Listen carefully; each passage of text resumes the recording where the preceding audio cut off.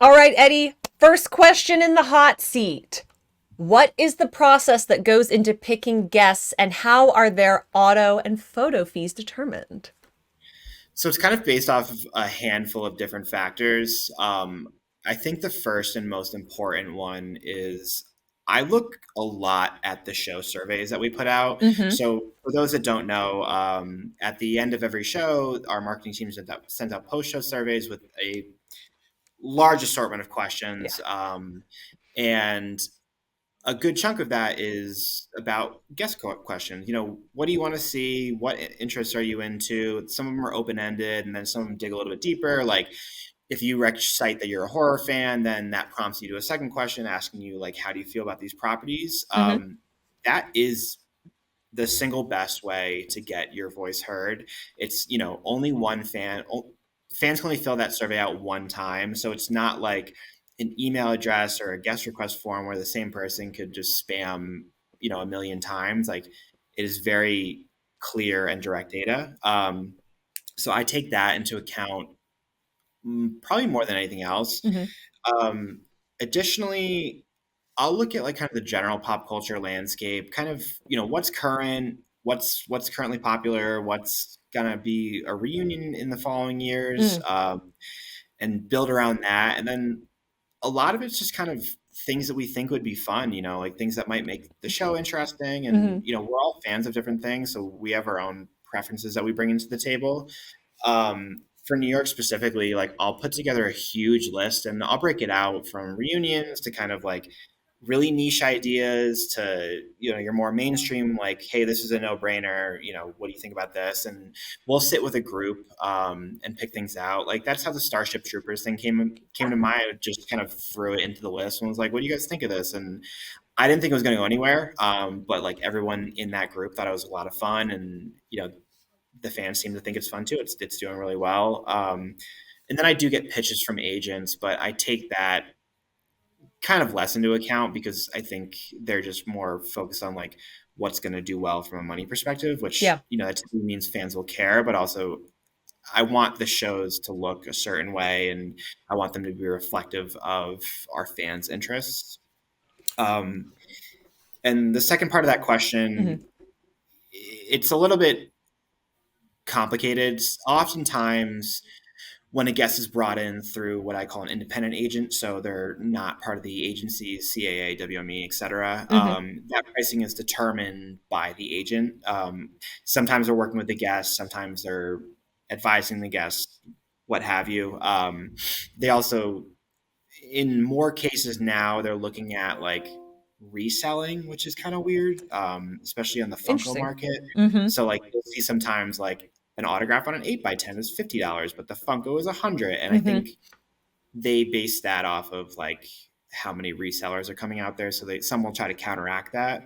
But when we work with the agencies, again, the alphabets as we call them, will typically help suggest the pricing. Mm-hmm. Um, it's more of a open-ended conversation because a lot of the guests we're working with the agencies on are the headliner guests, and it's kind of a weird like math problem of like, okay, this guarantee, Mm-hmm. this is how many people they can see in an hour through photo ops or in an Mm-hmm. hour through autographing or through some of the private signings, and like what price gets that guarantee without having to put a lot of pressure on them. You know, I like to maintain a certain average speed for guests. Mm-hmm. Some shows go really fast, some shows go really slow. I have my own preferences. I like to make sure fans are able to have some time with the fans. So it's a weird, complicated math problem. Get into events, you'll do a lot of math. Yes, exactly. Unfortunately, and I was never good at math. Is there an easy way for fans to request celebrity guests? I know you mentioned the guest request form earlier, or does New York Comic Con exclusively pick them out? I'm going to say it again. The post show survey is Yeah. the single best way to request a guest. It is the most honest. It is the most, I spend the most time curating those questions. A lot of them are open ended for a reason. Our data team is really good about pulling certain threads out as well. And I do the same thing. Like they'll kind of pull and be like, hey, here's, in the open ended, here was the top 10 requests. Hmm. And, they'll show like, oh, 700 people asked for Mark Hamill or whatever it might be. So I pay attention most to those questions. Again, we do pick some of them out. Some of them do come from left field, but a lot of it is based off of post-show data. Now, this is kind of a dramatic question, I think. What is the most difficult part about booking guests?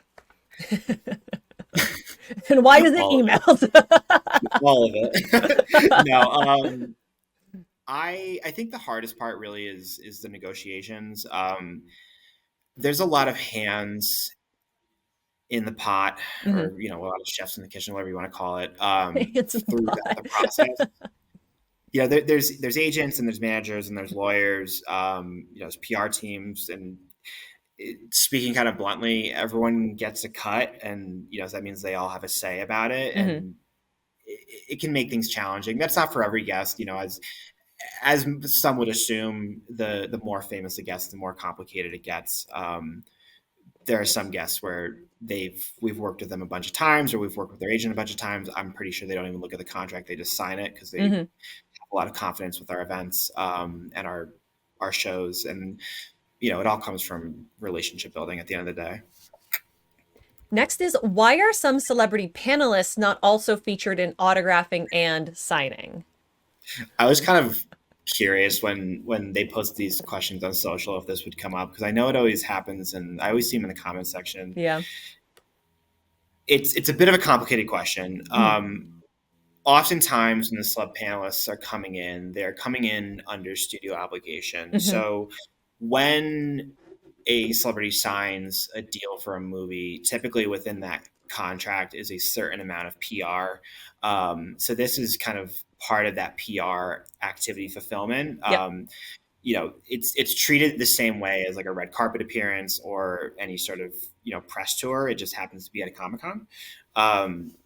So a lot of what they're doing at the show is not actually seen by fans, at least in while they're there. They're typically spending a lot of their day doing interviews. Ashley, I'm sure you've been on the other side of that with a handful of these Oh, yes. studios. But they kind of go from interviewer to interviewer to interviewer, and the panel is an hour of that time, but they're spending 6 hours in interviews, they're doing hair and makeup, they're doing rehearsals, like it's quite an intensive day. And not all the time, but sometimes they'll have to jump right back on a plane and go do it the next day somewhere else, Yep. or they have another obligation. When Outlander was announced, they even said, like, we're doing New York Comic Con, we're doing Paley Fest, like that's back to back. And the days on either side of that might be additional PR. Mhm. So there often isn't room in their schedule for it, is really the most honest answers. I do get reached out to by agents, being, they'll mention someone's available, but it typically comes at a point like after I've already booked all the guests. I only Yeah. have a certain amount of tables I can fulfill, and a lot of the studio stuff doesn't get approved and cleared, and guests aren't decided until kind of a little bit after the fact. So Mhm. it sometimes ends up being too much. And again, a lot of the times when some of these much larger names are coming in, like they're in and out, or they're really wrapped up in PR. So there's just not a lot of time for it, unfortunately. I would love to have some of these names. A bunch of really big names have come in for studio panels, and I would kill for them in the autographing area. Right. As It's as, not as it's not because we don't want them. yeah, I want all of them. Like I wish I could. I think this is a great question, and it's, what can we as attendees do to make guests feel happy, comfortable, and special? It is a good question. And I've actually, it's nice to kind of hear the other side of that, and be curious what fans want to know for it. It's subjective. I think that's the right word for it. Yep. Every guest is going to be a little different. Like you get guests that are going to pick you up in photo ops, and you get guests that are like, I don't want to be touched, and separate themselves with boxes. So my best advice would be like, think about what your friends like, think about what your friends Mm. don't like, think about what you wouldn't do to a stranger. At the end of the day, like, just because you're familiar with this guest from a television show or from a movie, or whatever, like they are still a stranger to you. And, even though there's a level of familiarity, like, or you Hmm. think there's a level of familiarity, like there isn't. And they are excited to meet you. I want to make that very clear. Like, they're happy to be meeting with you, but like everyone has a line, right? Yeah. Like, I think every fan has a line. Like, they don't want to be touched from the back, like, just be thoughtful and treat them as a human being and a stranger. They're meeting a lot of people throughout the weekend, and there might be a point where like they're really good until they're not. Like, Yeah. everyone has their max capacity in a social situation. So it's just treating them with kindness and understanding, and weird again is a subjective term, but like, just don't be weird to them. Like, there's a lot of the one thing I will say, and this might be a little bit pulling back the curtain too far, is that like I've never seen a guest eat any of the food that's been gifted to them. You wouldn't take food from a stranger. And again, like, I hate to say it, but like, the fans are strangers in this situation, and no matter how much you are adorning them, it's still mysterious food. I think that's a And great piece of advice. I think that's like A plus. and I hate to say, like, a lot of these fans spend a lot of time giving these gifts out, and they're very Yeah. thoughtful. But like, it's food. It's food from a stranger. I can't say that Yeah. enough. Like, it's very scary, the potential there, and I don't think any fan has ever had a guest harm in mind. Like, why would you pay to meet someone just to want to harm them? Yeah. But you never know, and again, they would never know, so they have to take every precaution in the world. So, yeah.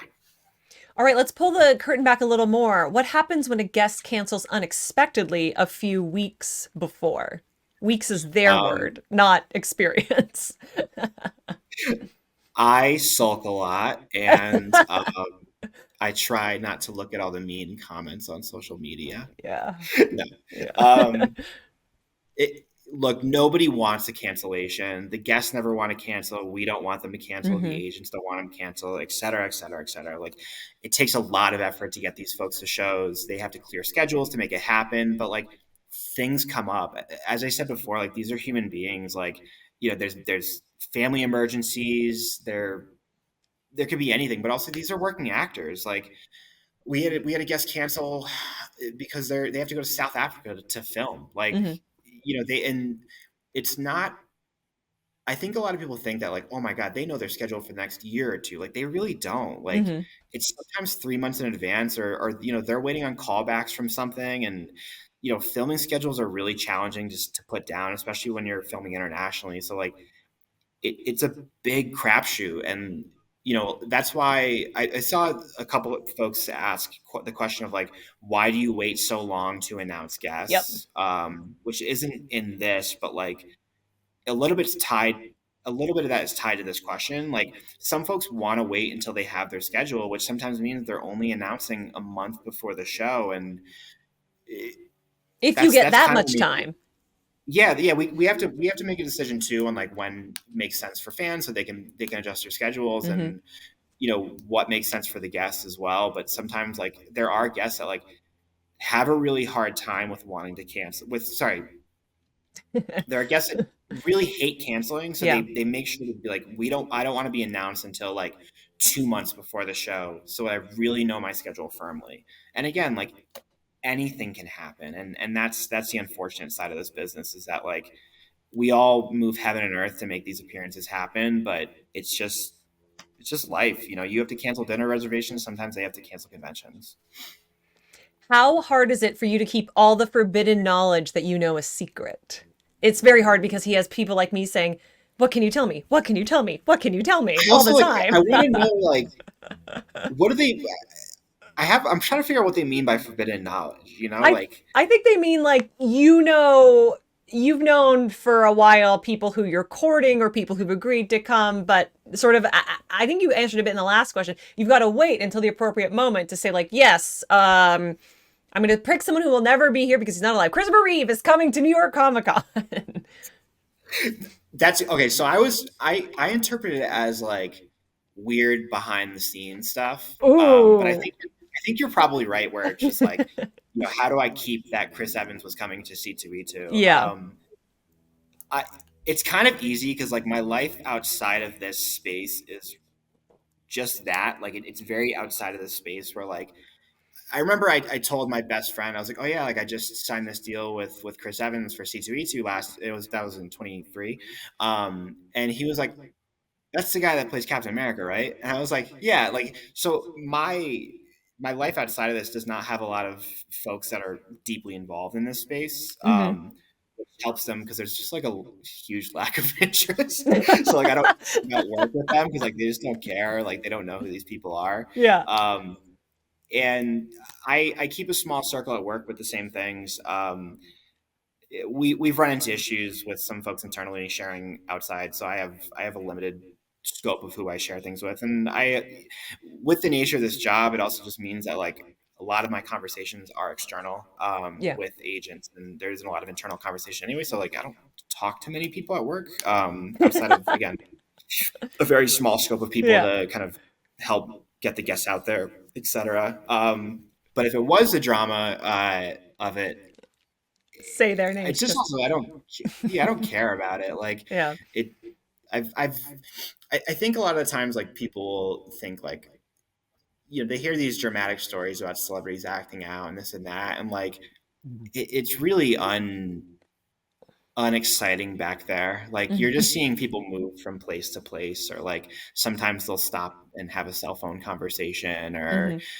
uh, they'll be eating food. Like, but it's really like it's kind of boring back there. Outside of the fact that you can see them from afar or from up close, I guess. But yeah, it's kind of uninteresting. Sometimes I've seen some fun interactions happen, which I thought was interesting.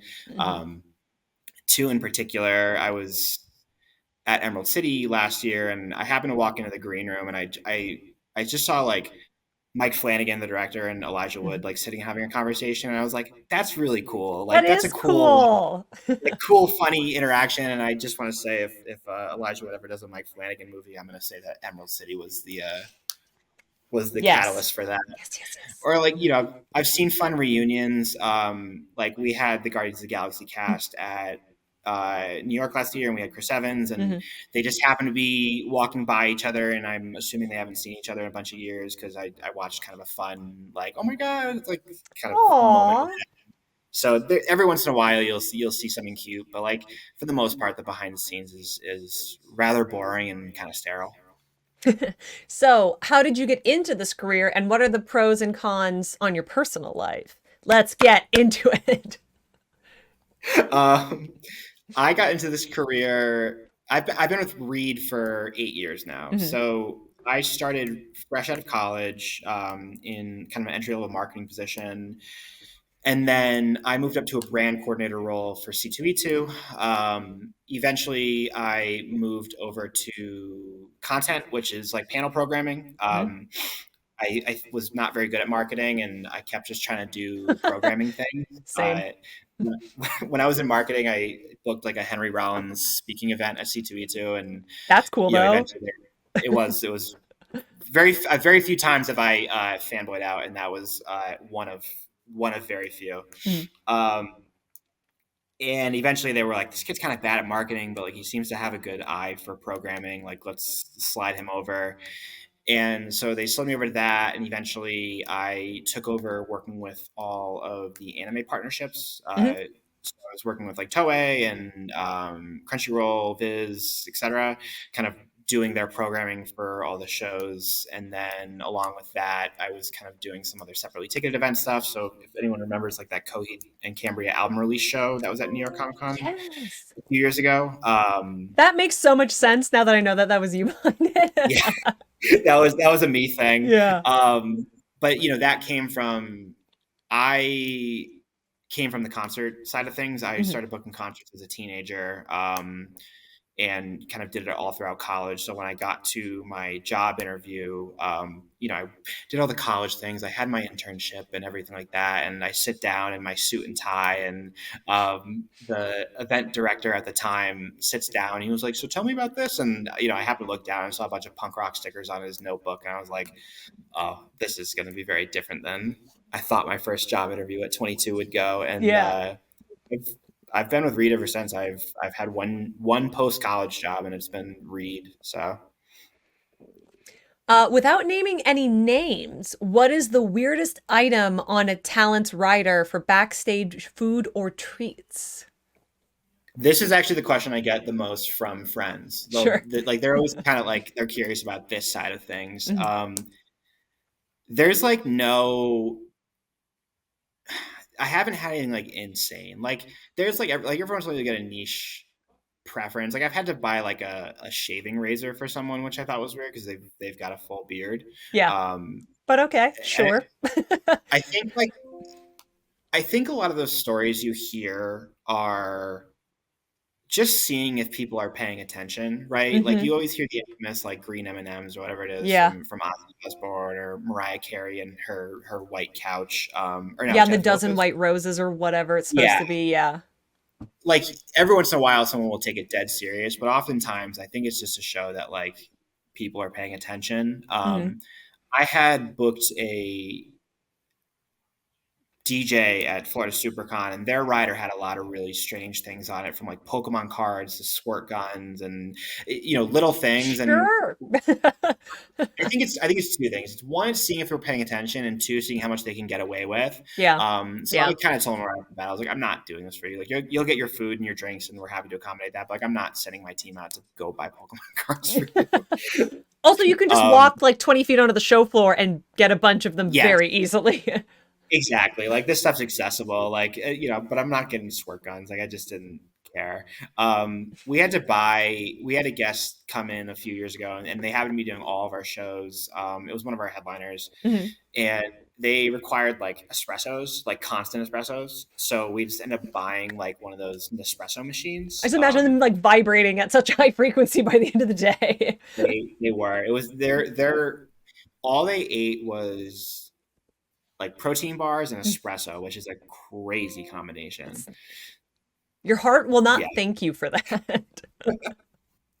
All right. Um, yeah, that's it. That's the only like kind of weird thing. So going down the rabbit hole a little bit more, what is your favorite memory or experience working in this job? I would say experience. Every year we work very closely with Make a Wish Foundation. Hmm.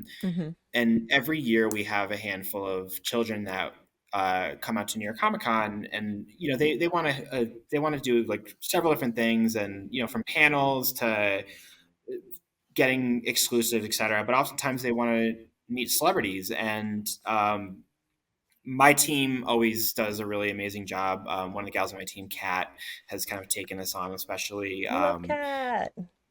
and the I've seen some really incredible interactions come out of this. Typically, what we'll do is like we don't do any of this like in the line or in Hmm. photo ops. Like we'll work with a talent to kind of grab some time out of their schedule so they can have 10-15 minutes with these kids and their families. You Some of these people have really gone above and beyond for these children, and it's really like beautiful to see. I'm not going to kind of name any names because I Hmm. think I don't need to call them out for good behavior, but like it's been really sweet to see. And I think that's something that like we always get we always really enjoy working with Make a Wish to make these kids happy, and it's nice when the celebrities will take time out of their day to make sure that they get a good experience. So that's always been my favorite experience doing that. I'm glad this was the last submitted question because I'm like emotional now. And it feels I know. weird to going back to talking about like pop culture nonsense. I can't I couldn't the reason why like I had like why Kat does it is because Yeah. like I get so emotional thinking about it. Like every time I like walk by and like see one of the interactions, I'm like, I'm gonna start crying. Like I can't like Yeah. it's too much for me. So like thankfully Kat is like able to handle it because I'm just like an entire baby about it. It's just I don't know. You are such a rock Yeah. star at the shows, though, so I can't. It doesn't fit with the Eddie persona to be like, now I'm weeping while I'm strutting off Like to solve this problem today. yeah, every time like I've turned in the corner, I'm just like, this is too much. Before I let you go, is there anything that you want to add? Is there anything that we missed out talking about? Anything else that fans need to know about why you're so amazing and why you make every convention, but especially New York Comic Con, so amazing? Um, look, my whole team, myself, the whole Reed team, like we put a lot of work into the show. You know, if any fans saw the list of folks that we've reached out to that couldn't do the show or weren't interested in doing the show, like that's a perfect guest list in its own Yeah. right. So when folks get frustrated that we're not bringing in certain talent, it's not because we've not tried. I've tried for every name anyone could have ever wanted. Sometimes it works out, sometimes it doesn't. You know, sometimes we don't have the space for it, but we eventually do bring it. But like, I'm looking at the comments, I'm reading the post show surveys. Like, nobody is getting ignored here. It's just a matter of availability and yeah, like I'll say it one more time. Fill out the post show surveys, please. That's my shameless plug of this interview. Is like I pay a lot of attention to that data, and I can't emphasize enough. Like, if you want your voice to be heard, like that's your direct channel to me and reading it. So when you write it, Dear Eddie, your videos were great. We Dear love. Eddie, I would Reba Downey Jr. and Mark Please, yeah, Hamill please and bring Ian Somerhalder to New York Comic Con next year. yes, I would like a full Avengers reunion at New York Comic Con. Oh my God. I mean, we would love to. Thank you so much for joining us today. Thank you for demystifying everything that goes into New York Comic Con. And I hope I'll have time to see you there, but I hope you'll also come back and chat in the Popverse someday soon. Oh, absolutely. Thank you so much. Thank you so much for joining us, Eddie. That was amazing. I learned something. I hope you learned something. I hope we demystified some of the magic behind NYCC. And when you go in a couple weeks, if you see Eddie, if you see anybody from the ReedPop team, be sure and thank them for all of their hard work because they work so hard on making New York Comic Con and all of our events the most amazing place possible. If you want more about New York Comic Con, including where you can stream and access so many of the amazing panels and watch interviews, be sure that you are visiting thepopverse.com, where we are doing our best to celebrate TV, movies, and comics each and every single dang day. While you're here too, why don't you click that subscribe button and bell so you never miss a single notification about all the amazing things that we're going to be posting after New York Comic Con. I have been Ashley Victoria Robinson, your video producer and host here in the Popverse, and I will see you next time.